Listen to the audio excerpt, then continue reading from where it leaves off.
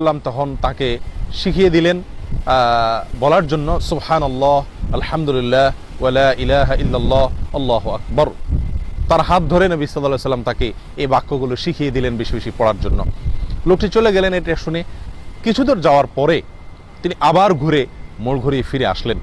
নবী সাল্লাল্লাহু আলাইহি ওয়াসাল্লাম তখন মুচকি হেসে বললেন, তাফাক্কারাল বাইস, অর্থাৎ বেচারা কি যেন চিন্তা করছে, কি ভেবে যেন আবার ফিরে আসছে। লোকটি ফিরে এসে নবী সাল্লাল্লাহু আলাইহি ওয়াসাল্লামকে বললেন, সুবহানাল্লাহ, আলহামদুলিল্লাহ, লা ইলাহা ইল্লাল্লাহ, আল্লাহু আকবার, হাযা লিল্লাহ ফামালি। অর্থাৎ আপনি যে বাক্যগুলো আমাকে শেখালেন, এই যে সুবহানাল্লাহ, আলহামদুলিল্লাহ, লা ইলাহা ইল্লাল্লাহ, আল্লাহু আকবার, এই বাক্যগুলো তো আল্লাহর জন্য, আমার কি? অর্থাৎ আমি কি পাবো? এগুলো তো আল্লাহর জন্য আমি প্রশংসা করলাম, আমি বিনিময় কি পাবো? নবী সাল্লাল্লাহু আলাইহি সাল্লাম তখন তাকে বললেন, হে বেদুইন, তুমি যখন বলবে সুবহানাল্লাহ, তখন আল্লাহ বলেন সাথে সাথে উত্তরে, সাদাকত, তুমি সত্য বলেছ। তুমি যখন বলবে আলহামদুলিল্লাহ, তখন আল্লাহ সুবহানাহু ওয়া তাআলা বলবেন, সাদাকত, তুমি সত্য বলেছ। তুমি যখন বলবে লা ইলাহা ইল্লাল্লাহ, তখন আল্লাহ বলবেন তুমি সত্য বলেছ।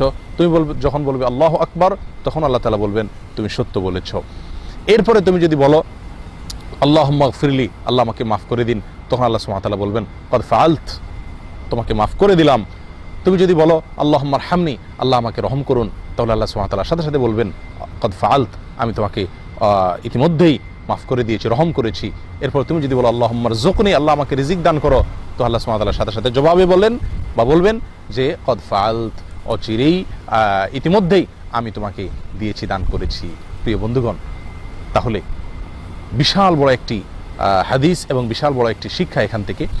নবী সাল্লাল্লাহু আলাইহি সাল্লাম লোকটিকে এই বাক্যগুলোর কথা বললেন, এবং এগুলো যদি বলি তার জবাবে বিপরীতে আমরা কি পাবো সেটাও নবী সাল্লাল্লাহু আলাইহি সাল্লাম জানিয়ে দিলেন।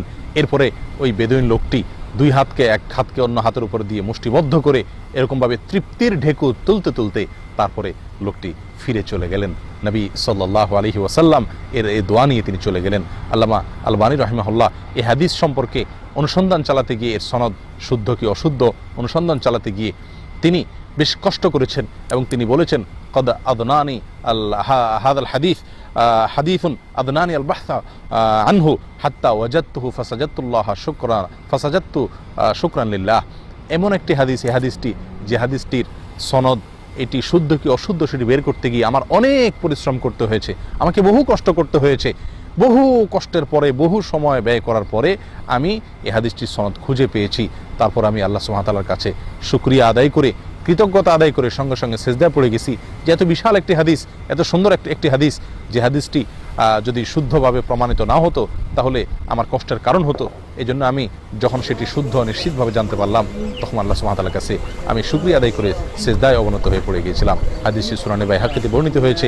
আমি আবারও বলছি, সুবহানাল্লাহি আলহামদুলিল্লাহি ওয়ালা ইলাহা ইল্লাল্লাহু আল্লাহু আকবার, আল্লাহুম্মা গফিরলি, আল্লাহুম্মা আরহামনি, আল্লাহুম্মা রযুকনি। আসুন বেশি বেশি এই দোয়া পাঠ করি। আল্লাহ তাআলা আমাদেরকে বেশি বেশি কল্যাণের অধিকারী হওয়ার তৌফিক দান করেন।